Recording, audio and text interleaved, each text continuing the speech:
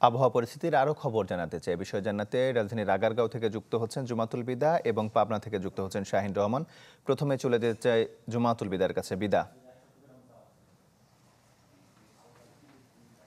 তমাল, ঠিক এই মুহূর্তে আমরা যে স্থানটিতে রয়েছি এখানে তাপমাত্রার যেই অনুভূতি সেটি আসলে সাধারণ মানুষের এমন পর্যায়ে গিয়ে দাঁড়িয়েছে যে সাধারণ মানুষ এখান থেকে আশপাশে থাকা যে শরবতের দোকান থেকে শুরু করে একটু ছায়া খুঁজে কিন্তু সেখানে কিছুটা বিশ্রাম নেওয়ার চেষ্টা করছেন এবং যারা পরিবহন শ্রমিক রয়েছেন তারাও কিন্তু চেষ্টা করছেন গাড়িটি এক সাইডে রেখে এক পাশে রেখে ছায়া যেখানে আছে সেখানে কিছুটা বিশ্রাম নেয়ার। এবং আবহাওয়া অফিস যেহেতু কোনো সুখবর দেয়নি, এপ্রিল মাস জুড়ে অর্থাৎ এই যেই তাপপ্রবাহ চলছে এটি চলমান থাকার কথা তারা বলেছেন এবং কালবৈশাখী ঝড়ের বিষয়ে যে কথাটি তারা বলেছেন যে এটি বিক্ষিপ্তভাবে দেশের বিভিন্ন জায়গায় হতে পারে, আবার যেখানে হবে সেখানে যে তাপমাত্রা কমে যাবে বিষয়টি তা না। যতক্ষণ কালবৈশাখী ঝড় হবে তখনই তাপমাত্রাটা কম অনুভূত হবে এবং ঝড়ের পরে অর্থাৎ বৃষ্টিপাতের পরে কিন্তু আবার সেই ভ্যাপসা গরম কিন্তু চারিদিকে থাকবে এবং যেহেতু দক্ষিণে হাওয়া রয়েছে জলীয় বাষ্পের পরিমাণও বেশি, যার কারণে সাধারণ মানুষের গরমের অনুভূতিটুকু একেবারে চরম পর্যায়ে গিয়ে দাঁড়িয়েছে। আমরা সাধারণ মানুষের সাথে কথা বলেছি, তারা বলেছেন ঠিক এই মৌসুমে এসে এই পরিস্থিতিতে অসুস্থ হয়ে পড়েছে পরিবারের বয়োজ্যেষ্ঠ এবং একেবারে তরুণ অর্থাৎ কনিষ্ঠ জনেরা, শিশুরা, এবং তাদেরকে নিয়ে অতি জরুরি কাজে বের হয়েও কিন্তু বিপাকে পড়ছেন পরিবারের সদস্যরা। কোনোভাবেই আসলে এই গরমের সাথে খাপ খাইয়ে নিতে পারছেন না। বারবার পানি পান করার কথা চিকিৎসকের পরামর্শ আসলে বারবার দেওয়া হচ্ছে, কিন্তু এরপরও যারা জটিল রোগে আক্রান্ত রয়েছেন, যাদের ডায়ালিসিস থেকে শুরু করে বিভিন্ন ধরনের জটিল রোগ এবং পরিষেবা প্রত্যেক দিনই আসলে নিতে হচ্ছে, তারাও কিন্তু বিপাকে পড়ছেন, কারণ চাইলেই তারা বাড়তি পানি পান করতে পারছেন না।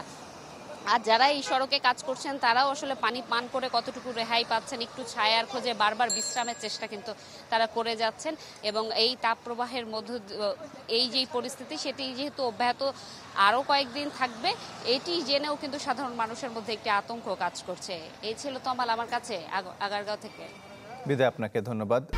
1, 2, 3 ঢাকায় জমি জিতে নিন 100% ক্যাশব্যাক সহ 20 কোটি টাকার পুরস্কার। তীব্র গরমে জামালপুরে রোগী বেড়েছে হাসপাতালে। এ বিষয়ে আরও খবর জানাতে সেখান থেকে সরাসরি যুক্ত হচ্ছেন আনোয়ার হোসেন মিন্টু। মিন্টু, তমাল, দেশের অন্যান্য অঞ্চলের মতো জামালপুরেও কিন্তু বেলা বাড়ার সাথে সাথে বাড়তে থাকে গরমের অসহনীয় তীব্রতা। এতে কিন্তু বিপর্যস্ত হয়ে পড়েছে জনজীবন। প্রচণ্ড রোদ আর তাপদাহের কারণে বেশি বিপাকে পড়েছে দিন মজুরা খেটে খাওয়া মানুষ। তবে প্রচণ্ড তাপদাহের কারণে কিন্তু জামালপুরের বিভিন্ন হাসপাতালে কিন্তু রোগবালাই এবং হাসপাতালে তৈরি হচ্ছে রোগীর বাড়তি চাপ। অতিরিক্ত গরম এবং তাপদাহের কারণে জামালপুরের সবকটি হাসপাতালেতে কিন্তু বাড়ছে ডায়রিয়া, সর্দি, জ্বর, কাশি এবং বিভিন্ন রোগে আক্রান্ত রোগীর সংখ্যা। আর অতিরিক্ত এই রোগীর চাপে কিন্তু জায়গা না পেয়ে অনেকেই বারান্দায় বা হাসপাতালের বাহিরের অংশও কিন্তু তারা আশ্রয় নিচ্ছে মেঝেতে। আমি এখন আছি জামালপুর জেলা হাসপাতালের সামনে। একটু আগে আমরা হাসপাতালের ঘুরে দেখেছি যে গত কয়েকদিনের যে প্রচণ্ড গরম এবং তাপদাহের কারণে ডায়রিয়া, পেটের পীড়া, ঠান্ডা, জ্বর, কাশি, নিউমোনিয়া, শ্বাসকষ্ট এবং পানি শূন্যতা এবং হিট স্ট্রোক রোগীর সংখ্যা কিন্তু ব্যাপক হারে বেড়েছে।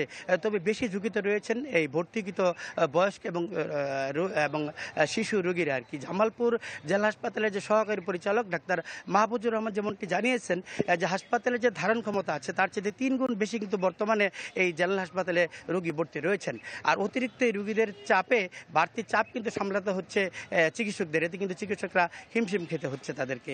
প্রয়োজনীয় ফ্যান না থাকা এই হাসপাতালের রোগীরা যেমনটি অভিযোগ করেছেন যে হাসপাতালে প্রয়োজনীয় ফ্যান না থাকা কিন্তু এই প্রচণ্ড গরমে কিন্তু রোগীরা হাসপাতালেও টিকতে পারছেন না। আর আবহাওয়া অধিদপ্তর যেমনটি বলেছেন যে গত এক সপ্তাহে এই জেলায় 33 থেকে 40 ডিগ্রি সেলসিয়াসের মধ্যে তাপমাত্রা ওঠানামা করেছে। আজকে বেলা 11:30টায় 34 ডিগ্রি সেলসিয়াস কিন্তু রয়েছে। এই গরমের তাপমাত্রা কিন্তু আরও ঘন্টা পেরিয়ে হলে কিন্তু আরও বাড়তে পারে। তমাল, মিন্টু আপনাকে ধন্যবাদ। জামালপুর থেকে আমাদের সঙ্গে যুক্ত হয়েছিলেন আনোয়ার হোসেন মিন্টু।